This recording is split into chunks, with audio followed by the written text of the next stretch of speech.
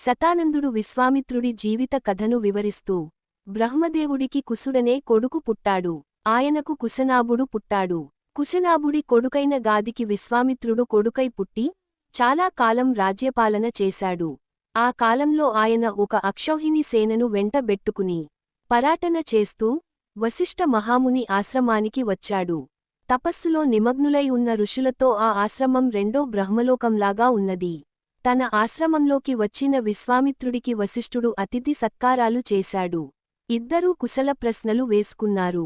కొంచెం సేపు ఇష్టాగోష్ఠి జరిగాక వశిష్ఠుడు తన అతిథికి, ఆయన పరివారానికి విందు ఏర్పాట్లు చేస్తానన్నాడు.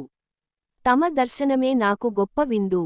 వేరే విందులెందుకు అంటూ విశ్వామిత్రుడు బయలుదేరబోయాడు. కాని వశిష్ఠుడాయనను బలవంతాన ఉంచేసి, సబల అనే తన కామధేనువును పిలిచి, భక్ష్య, భోజ్య, లేహ్య, చోష్య పానీయాలను పంచభక్ష్యములను, తీపి, ఉప్పు, చేదు, కారం, వగరు, పులుపు అను 6 రుచులతో కూడిన షడ్రసోపేతమైన విందు ఏర్పాటు చేయమన్నాడు. సబల అలాగే చేసింది. విశ్వామిత్రుడు ఆ విందుకు ఎంతో ఆనందించి, మహర్షీ, సబలను నాకు ఇవ్వండి. దానికి బదులుగా 1,00,000 గోవులను ఇచ్చుకుంటాను. శ్రేష్ఠమైన వస్తువులన్నీ రాజుకే చెందాలి కనుక న్యాయంగా ఈ కామధేనువు నాకే చెందాలి అన్నాడు. విశ్వామిత్రుని మాటలకు వశిష్ఠుడు స్పందిస్తూ, మహారాజా, 1,00,000 గోవులు కాదు, 100 కోట్ల గోవులనిచ్చినా నేను సబలను ఇవ్వను. సబల నాకున్న ధనం. మా ఆశ్రమం మొత్తం సబల మీదే ఆధారపడి ఉన్నది అన్నాడు వశిష్ఠుడు. విశ్వామిత్రుడు వశిష్ఠుడికి అడిగినంత బంగారం ఇస్తానన్నాడు. రత్నాల రాసులు ఇస్తానన్నాడు.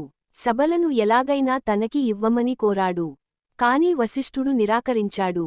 అప్పుడు విశ్వామిత్రుడు సబలను బలాత్కారంగా తీసుకుపోవటానికి ప్రయత్నించాడు. సబల తనను పట్టుకోవడానికి వచ్చిన రాజభటులను కుమ్మి, రంకెలు వేస్తూ, కన్నీరు కారుస్తూ వచ్చి వశిష్ఠుడి కాళ్లపై బడి, ఏమిటి అన్యాయం అన్నది. వశిష్ఠుడు సబలతో, విశ్వామిత్రుడు అక్షౌహిణి సేనతో వచ్చిన బలశాలి. నాకా బలం లేదు. నేనేం చేసేది అని అడిగాడు. తమ తపశ్శక్తి ముందు ఈ విశ్వామిత్రుడి బలం ఎంత? ఈ సేనలను సర్వనాశనం చేయగల బలాలను నేనే సృష్టిస్తాను. నాకు అనుమతి ఇవ్వండి.